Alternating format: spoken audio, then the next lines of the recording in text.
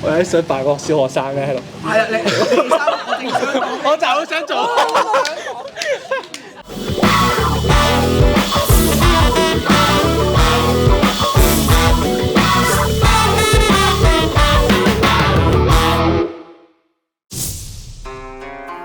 空手道起源於日本沖繩，係一種結合踢、打、摔、格擋嘅徒手武術，講求力量與速度嘅平衡，並注重身心修養與禮節。冇，使搞氣氛啫。歡迎返嚟城大體育 channel。事關呢，城市大學作為一間重視學生身心健康、積極推動體育發展嘅大學，當然都有自己嘅空手道隊啦。聽聞隊內仲好好氣氛添。不如聽下教練點講。咁我哋喺今年嘅年頭呢，我哋都特登去舉辦咗一個local camp 啦。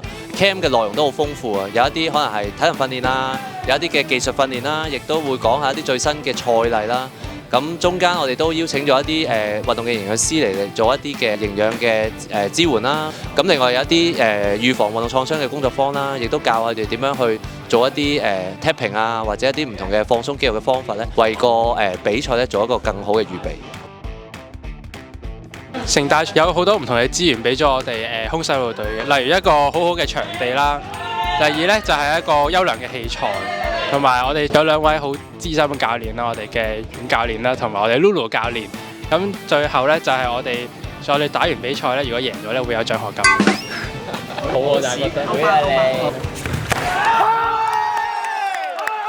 我覺得佢哋好好彩加入咗城大，亦都加入咗空手道隊，係一個好有溫度嘅一個隊伍嚟嘅。咁包括好似頭先我哋咁講提到嘅傳承呢件事，係我哋都會有一班師兄師姐去 take care 佢哋啦。咁而我哋做教練嘅呢，我哋都會無論喺練習或者練習以外，我哋好多時都會同佢有一啲溝通嘅。咁希望呢一樣嘢係可以俾到一啲新隊員一個即係好好嘅憧憬。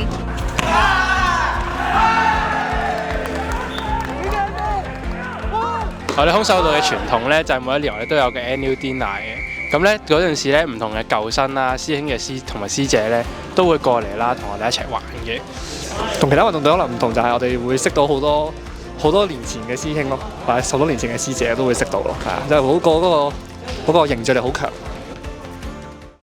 作為學生運動員點樣應付壓力？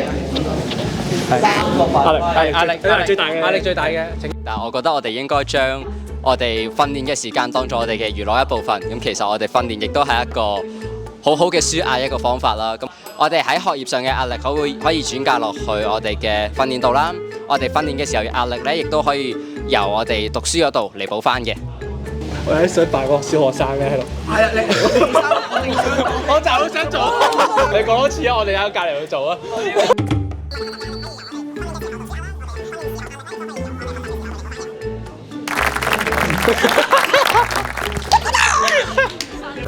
好開心見到城大有一班薪火相傳嘅校隊，希望大家都可以多多支持呢班有心有力又有愛嘅空手道隊。如果可以加入埋一齊玩，就當然更加歡迎啦〜